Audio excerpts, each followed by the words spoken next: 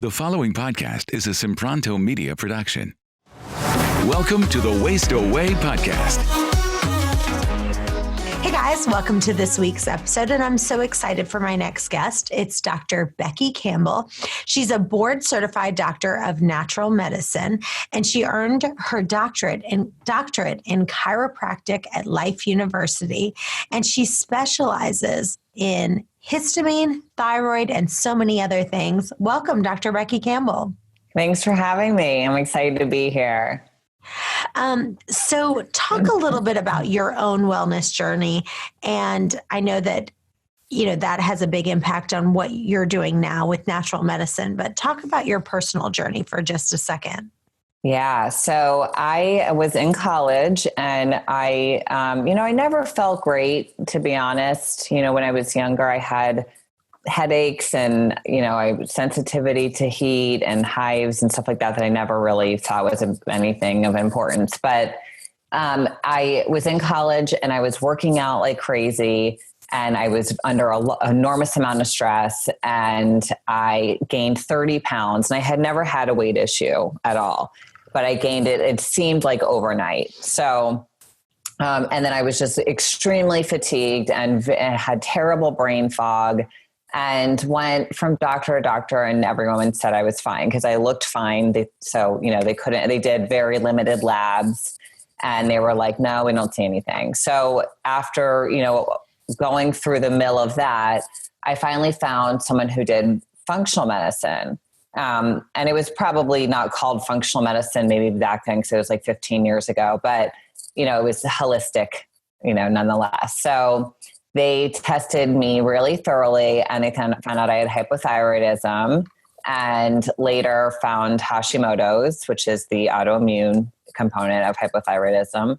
And, but more than that, they looked at, what my adrenal glands were doing, like my cortisol, which is our stress hormone was really, really high. That was making me gain a lot of weight. I had some yeast and bacteria and parasites in my gut, which was making me have a lot of, those issues. And so I, went through their treatment and I got so much better. And then, there was just some lagging things that, I noticed that when I would eat certain foods and I really couldn't always pinpoint what food it was, but that I would get headaches almost right away. Or I would get like this weird tingling sensation in my scalp and would just feel really fatigued. So that's when I later started to research about histamine intolerance and learned that that's what I had. And then once I, did what I know now I needed to do to get rid of that, then I really felt really good at that point. So that's why really those, thyroid and histamine intolerance are the two things I focus on in my practice because it's what I know best. I struggled with it so much myself and I know how to help people best with it. Now talk to us a little bit about your new book, The 4-Phase Histamine Reset Plan. How does someone know if they are histamine intolerant? Like what are some signs that, right now they'd go, this is a red flag. You may have this. Well, so histamine, and I just need to say this, a lot of people don't even understand what it is or, what that even means. So it's something that we need, it helps our immune system to attack viruses and pathogens, and it's a chemical messenger between our body and our brain. But the problem is when histamine levels can't be broken down. So there are enzymes that break that down. And a lot of people are missing those enzymes or they're low in those enzymes, whether it's via a gene mutation that causes it or gut issues, because that's where the enzyme is made, most of the places that it's made. So anyways, it's when it builds up too much. So when they can't break it down, they start to get migraines, eczema, allergies, vertigo, anxiety, any type of skin issue, really. A lot of people will get hives. Some people will get where they kind of feel like their throat is a little swollen, low blood pressure. If you go from a sitting to standing position and you're dizzy, or a lot of people who have exercise intolerance, which I talk a lot about. A lot of people, they work out or they were able to do a certain type of training at one point And then they find that they're working out and they're getting really fatigued and dizzy and not feeling well after. So those are probably the biggest signs, but there's a lot of them. Now, as far as the digestive issues, do you feel like, does any of it have to do with maybe low stomach acid, like people just not having the stomach acid to help to digest that? Yeah, well, actually, histamine plays a big role in stomach acid. And so when you have low stomach acid, which is hypochlorhydria, you tend to get SIBO, which is a small intestine bacterial overgrowth. And I test everybody, who comes to me for SIBO, among many other tests. But I find that almost everybody that I test has SIBO because it's just so common. And people think they have high stomach acid, and it's really low most of the time. And so what do you do? So if someone comes into you and you test it and they say, okay, we do have SIBO, what is it? What kind of supplement protocol or what do you put them on? So it really depends on, I test the large intestine and the small intestine. So the large intestine, I use the GI map test, which is a really thorough stool test. And then the SIBO test is a breath test. So I kind of formulate a plan to attack everything at once. So they're not doing this for 6 months, but just antimicrobial supplements, based on their specific issue. And then also, digestive enzymes. Almost everyone with SIBO should be taking digestive enzymes because they have trouble breaking their food down properly and they need that hydrochloric acid. So most good digestive enzymes have both in there. And, probiotics, but it depends. Like some people with histamine intolerance, you can't take probiotics or you can't take certain strains of probiotics because they actually can make your histamine levels higher. So it really is tailored to the person. It just kind of depending on what they have, but it's basically that. And then I always do support for the lining of the gut, L-glutamine and some other things mixed together. But it's kind of basically all of that together for about 60 days. So in my newest edition of my book, Waste Away, I talk about how people don't have to deprive themselves when it comes to food, but everyone needs to decide for themselves what are their red light, yellow light, and green light foods. And so red light is like, when I eat this, I am miserable. Like I feel terrible. Yellow is like, I don't feel great, but if I like it enough, I'll deal with it. Yeah. Right? So what are your personal red and yellow light foods? So I work very similar to that. And I love your approach with that because I don't put people on a diet. I put people on food that's going to make them feel well. And even in my book, it's a yes, no, maybe list. So it's very similar to your approach. So for me, high histamine foods, which fermented foods are very high in histamine, tomatoes, citrus, anything aged, like a charcuterie board would be like someone with histamine intolerance's worst nightmare. Vinegars, certain vinegars. Those are probably the worst offenders. Chocolate, stuff like that. Avocados, unfortunately, now I can eat most of that stuff. But when I was really acute, I couldn't. So that's kind of what I go through in the book is I'm teaching people how to initially what foods to take out and then how to heal their body to be able to reintroduce the foods. Now, if they're taking, let's say that someone is going to take, HCl and they're going to take, stuff for stomach acid, a good digestive enzyme. Is that not enough if they are histamine intolerant to break it down? No, usually because it's usually being driven by a lot of things. So I call it the histamine bucket. And I have a really great infographic for this. So just imagine a bucket and put stress in there, put estrogen dominance in there, put yeast overgrowth in there, put SIBO in there. And then you add that avocado, right? So your bucket is just too full. It can't tolerate that avocado. So what I work on is getting through all of those things in the bucket, getting the bucket empty, and that's how the person can start to eat the foods again.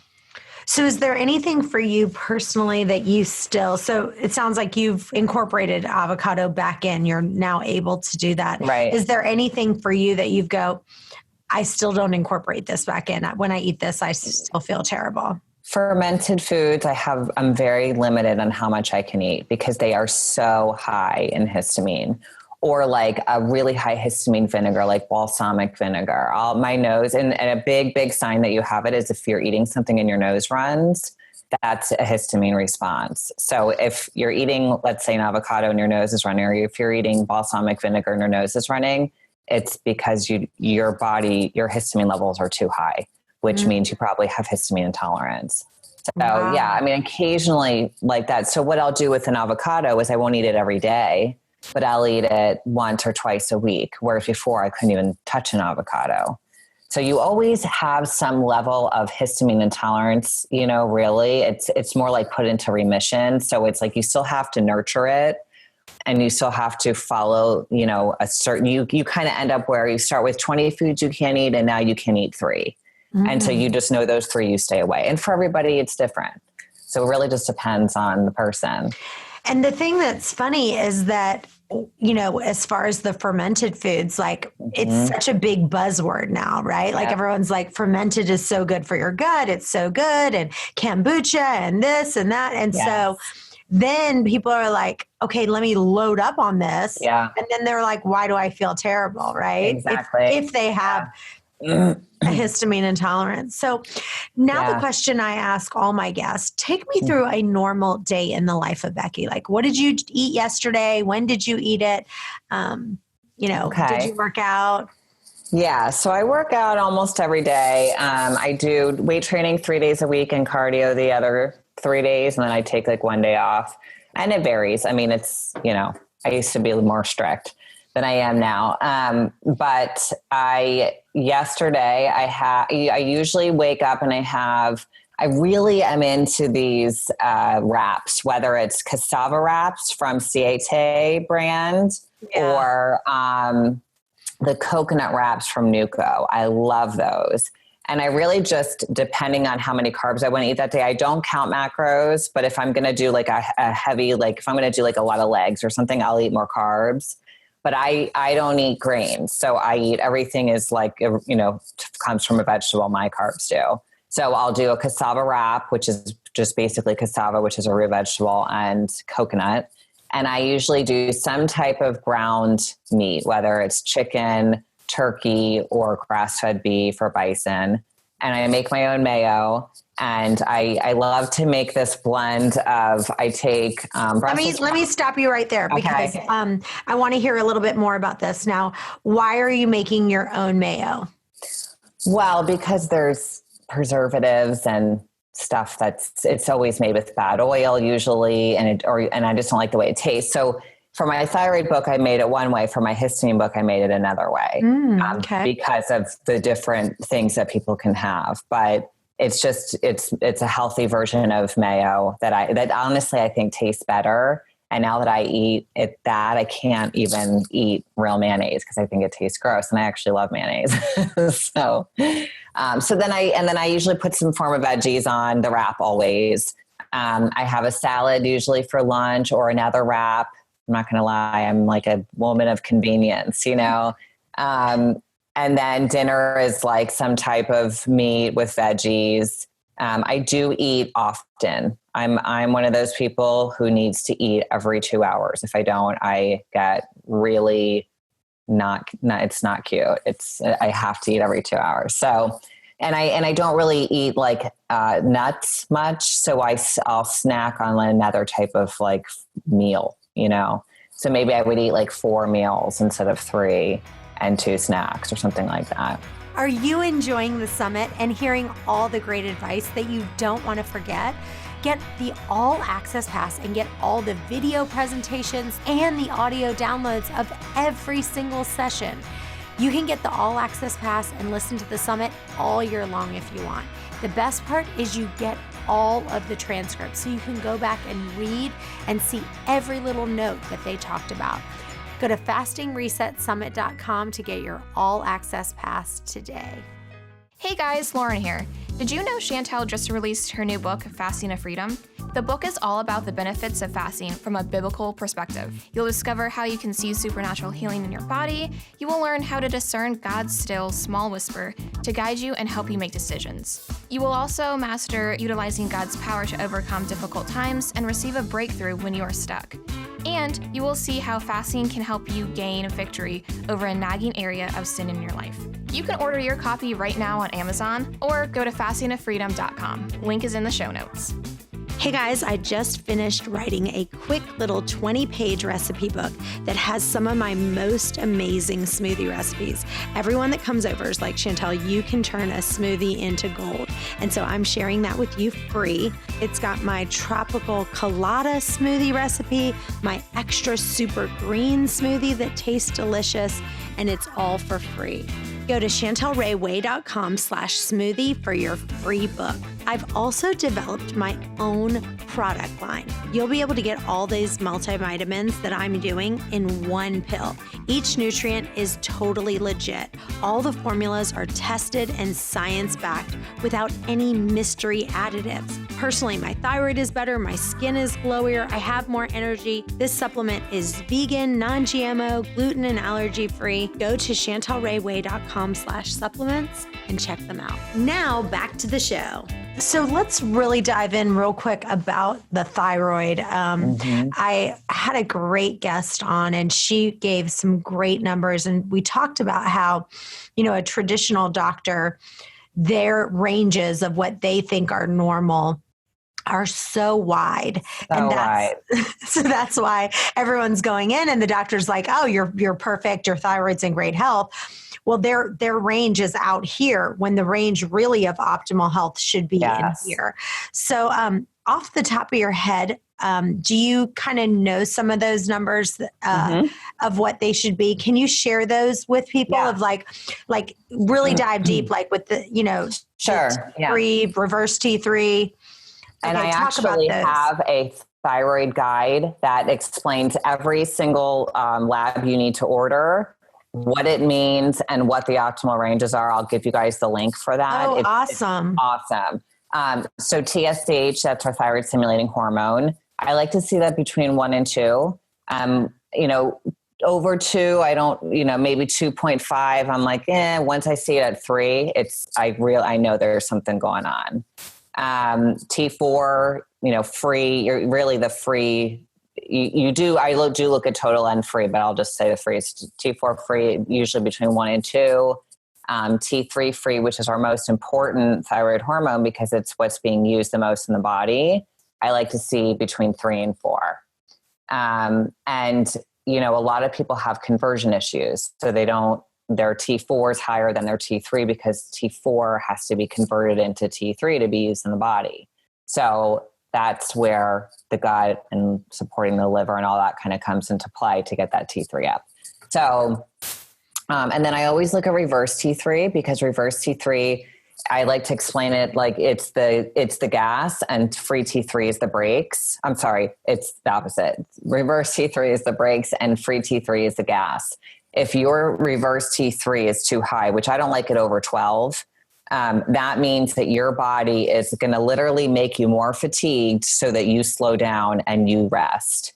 And I see it all the time. I see people 16 to 20. And they're exhausted. I'm like, your body's telling you need to rest.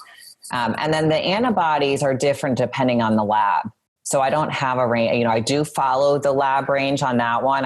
There is not like a functional medicine lab range for that. But if they're over the lab range, then you have Hashimoto's. So, and it's only a matter of time. Sometimes you can have high antibodies, but your T4 and your T3 aren't quite really low yet, but it's because it's the destruction of the thyroid hasn't happened to the degree yet to reduce the thyroid hormones. Now, what is your opinion on someone getting tested? So first of all, are you on any thyroid medicine right now? I'm not anymore. I used to be. I was on it twice. And then you're able to wean yourself off. Yeah. So if you, in your opinion, let's just pretend someone was on Armour thyroid. Right. Would you suggest that they take it in the morning? Let's say they woke up at 7 a.m. and then would you say, okay, take your thyroid medicine in the morning and then get your thyroid tested? Or are you in the camp that says, no, wake up first thing in the morning, don't take your thyroid, go get your blood work at say 8 a.m. when they first open, and let's see what your levels are? I do both. I do actually both. So what I do is I do it first without, and then 4 weeks on medication, or whether some people will do it with supplements instead. We retest. And so that way you can see if the thyroid hormone levels are, if that's the right dose for them, basically. Mm-hmm. And also, speaking of the way to take thyroid hormone, I like people to take it twice a day rather than just once, because it's not long lasting. It does. And a lot of people get that dip towards the, afternoon. So I like people to take it right when they wake up and around 2:00, because, you have to then also wait an hour with food. It's kind of complicated, but. Yeah. So you recommend, like, if someone's on Armour, that they take it for one dose in the morning and one in the afternoon? Well, if let's say they're in 60 milligrams, I would say take 30 when you wake up, 30 at 2. Yeah. I just heard that advice from someone else, and I think that's so good, because it's basically the amount, the Armour thyroid is, what's the span of it? Because a lot of people would not long. Yeah. Yeah. It's really not long. A lot of people would complain, like, I do really well in the morning. Yeah. And then at around, 1 or 2 o'clock, I'm now crashing, and they're not figuring out why. So that's so helpful. Yeah. Great tips. And a lot of that also has to do with the adrenal glands. Anyone who has an afternoon crash, or they can't sleep, that's a big sign of a cortisol issue. In addition, but the adrenals and the thyroid run hand in hand. So usually when you have an issue with one, you have an issue with the other, and you really have to address both. Awesome. Mm-hmm. Well, one more question. What is your opinion on iodine when it comes to people with thyroid? Are you an advocate for people to be taking iodine supplements, or do you feel like they shouldn't take it? So I think it's different for everybody. I think that for some people, iodine can be really helpful. It can reduce the size of nodules. It can be the cause of hypothyroidism if they have too little iodine. But for people with Hashimoto's, which 90 to 95% of people who have hypothyroidism do have Hashimoto's, it can also flare you up a little bit. So it can make you, make the thyroid inflamed. So, I don't recommend taking iodine by itself. I have a blend, and many other companies have blends where it's like the selenium and the iodine are in certain, they're balanced each other out, because you don't want to just take iodine. So, and there's testing you can do too. There's the most valid test, I think, there's a doctor's data test, and they actually have you take iodine, and then it's a urine test, and then they measure your levels to see how your body's holding on to it and if you're low. So I would never put someone on just straight up iodine unless I had at least seen that test. Awesome. Well, where can listeners go to follow you and your work and get your new book? So my new book's going to be pretty much everywhere books are sold, and Amazon. It launches December 10th. And my website is drbeckycampbell.com. And I have a lot of articles. I write a lot of stuff. I have recipes and everything on there. And then I'm most active on Instagram at Dr. Becky Campbell. And I'm on Facebook too, but I do a lot more Instagram these days than I do Facebook. Awesome. Well, thank you so much for being with us today. This was so interesting, and I really enjoyed talking with you. Well, thanks for having me. And if you have a question that you want answered, go to questions@chantelrayway.com. We'll see you next time. Bye-bye.